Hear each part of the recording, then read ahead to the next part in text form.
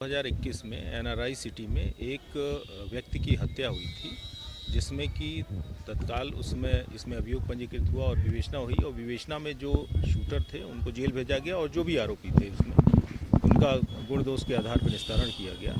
जो मृतक थे उनके पुत्र के द्वारा अप्रैल माह में एक एप्लीकेशन दी गई थी, किंतु उस पर कोई कार्रवाई नहीं होने के कारण उनके द्वारा तकरीबन 1-2 महीने पहले एक एप्लीकेशन पुनः दी गई और इस विवेचना से असंतुष्टि जाहिर की गई और उनके द्वारा कहा गया कि इसमें जो मुख्य लोग हैं, मुख्य साजिशकर्ता हैं, उनके खिलाफ कोई कार्रवाई नहीं की गई है।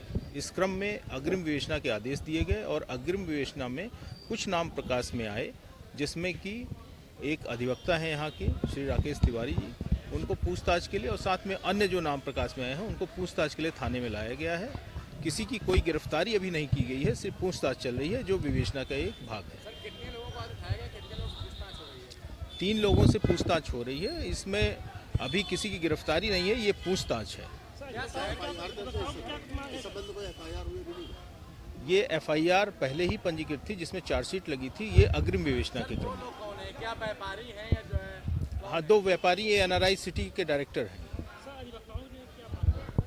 नहीं, इसमें ये बेसिकली विवेचना का भाग है। चूंकि वो अधिवक्ता है इसलिए उनके समर्थक में जो अधिवक्तागण हैं वो आ गए हैं, लेकिन चूंकि इसमें जो फर्दर इन्वेस्टिगेशन है उसमें जैसे तथ्य प्रकाश में आएंगे, अभी हमने उनको एक मौका दिया है कि जो हमारे पास जो साक्ष्य हैं वो उनको काउंटर करें।